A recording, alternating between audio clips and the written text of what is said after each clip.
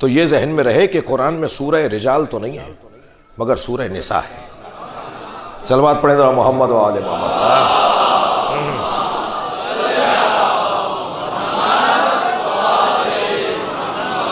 لہذا اللہ نے ارشاد فرمایا من عمل صالحا من ذکر او انثی، جو بھی اچھا کام کرے گا چاہے وہ مرد ہو یا عورت، فلنحیینہ حیاتا طیبہ، ہم اس کی زندگی کو جاویدان بنا دیں گے۔ وہ مر بھی جائے گا یا مر بھی جائے گی تب بھی ہم اسے زندہ رکھیں گے۔ اس کی قبر لوگوں کو ہدایت دے گی، اس کا ذکر لوگوں کو زندگی بخشے گا، اس کی یاد قافلوں کو بڑھاتی رہے گی، اس کی وجہ سے لوگ جینے کا لطف پائیں گے، مرنے کا ذائقہ سمجھیں گے، ہم اس کی حیات کو جاویدان کر دیں گے، اور ہم اسے ایسا اجر دیں گے کہ جیسا اجر ہم نے اس سے پہلے کسی کو نہیں دیا، اور معلوم ہوگا کہ عمل انجام دینے کے بدلے میں اللہ کیا انعام عطا کرتا ہے۔ عزیزو، وادی ذکر انسا ہے، آج نسبت ہے ایک ایسی بیوی کی کہ جو فخر امیر المومنین ہے، جس پر علی فخر کرتے ہوئے نظر آئے، جو کائنات کے لیے زیب و زین ہو، اس اب کی زین کو زینب کہتے ہیں، وہ علی کے لیے جو زیب بن جائے، جو علی کے لیے زینت بن جائے۔ دیکھو میرے عزیزو، خاتون کے 4 روپ ہیں، خواتین کے 4 رنگ اور روپ ہیں۔ خواتین 4 روپوں میں اور 4 حلیوں میں ہمیں نظر آتی ہیں۔ ایک تمہید زندگی، ایک اصل زندگی، ایک نتیجہ زندگی، اور ایک حسن زندگی۔ اس کی گونج ختم کیجئے، اس کو سیدھا کیجئے۔ ایک تمہید زندگی، شکریہ۔ خاتون کبھی رنگ اپناتی ہے، روپ اپناتی ہے، جس کو میں اپنی اصطلاح میں کہہ رہا ہوں تمہید زندگی۔ خاتون کا جب حلیہ تبدیل ہوتا ہے تو وہ ایک اور رنگ اپناتی ہے، اور وہ ہے اصل زندگی۔ پھر اور آگے بڑھتی ہے تو وہ ہے نتیجہ زندگی، اور پھر ایک ایسا مرحلہ بھی ہے کہ جو ہے حسن زندگی۔ وہ جو تمہید زندگی ہے اسے بیٹی کہتے ہیں، جسے دیکھ کر جینے کا دل کرے، جس کی وجہ سے زندگی گزارنے کا شوق بڑھے۔ تھکا ماندہ گھر میں پہنچا اور بیٹی کو دیکھ کر ساری تکان دور۔ ایک صاحب کے چھٹی بیٹی ہوئی تو وہ لڈو بانٹ رہے تھے۔ کسی نے کہا صاحب یہاں تو پہلی بیٹی ہو جائے تو گردن لٹک جاتی ہے، اور بیٹا ہو تو لڈو بانٹتے ہیں، آپ کے چھٹی بیٹی ہو رہی ہے اور آپ لڈو بانٹ رہے ہیں۔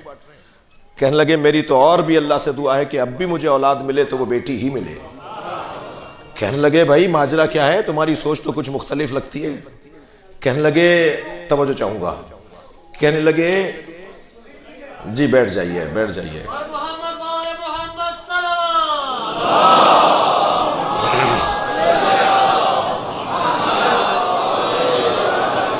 ایک اور صلوات بہتر پڑھیں جی۔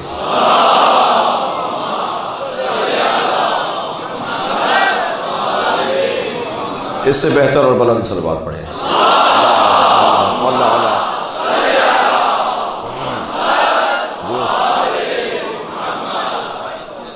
کہنے لگے بیٹے کو پڑھانا پڑتا ہے اور بیٹی پڑھ کے آتی ہے۔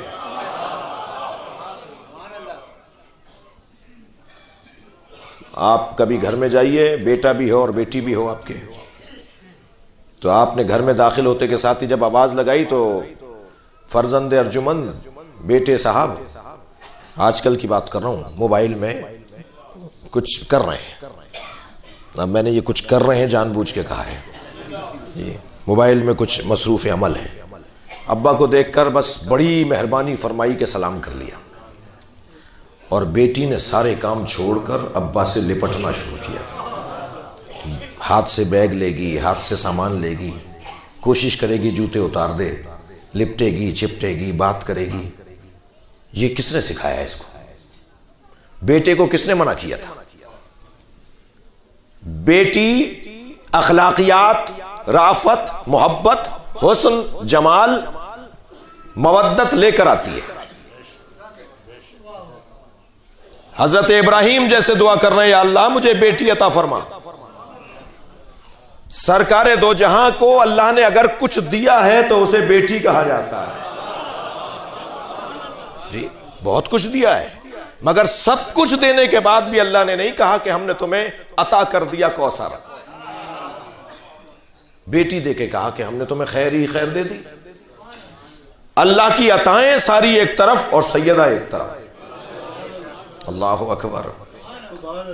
جن عورتوں کے ہاں پہلا بچہ، پہلی اولاد بیٹی ہوتی ہے، وہ ان عورتوں پر فضیلت رکھتی ہیں جن کے ہاں پہلا بچہ بیٹا ہوتا۔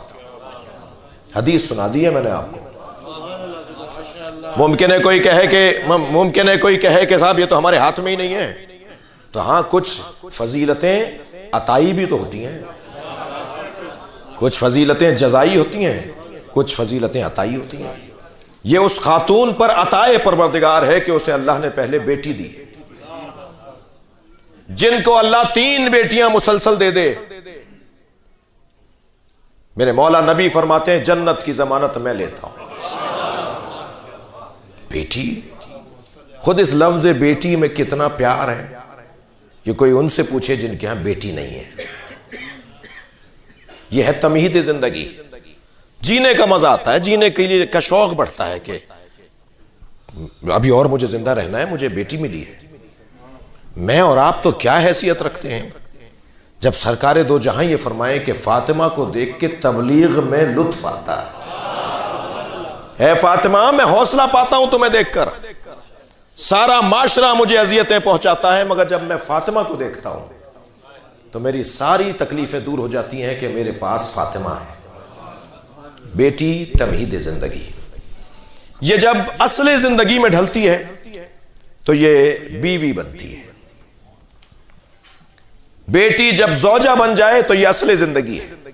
خبردار بیٹیوں کو گھر نہ بٹھاؤ۔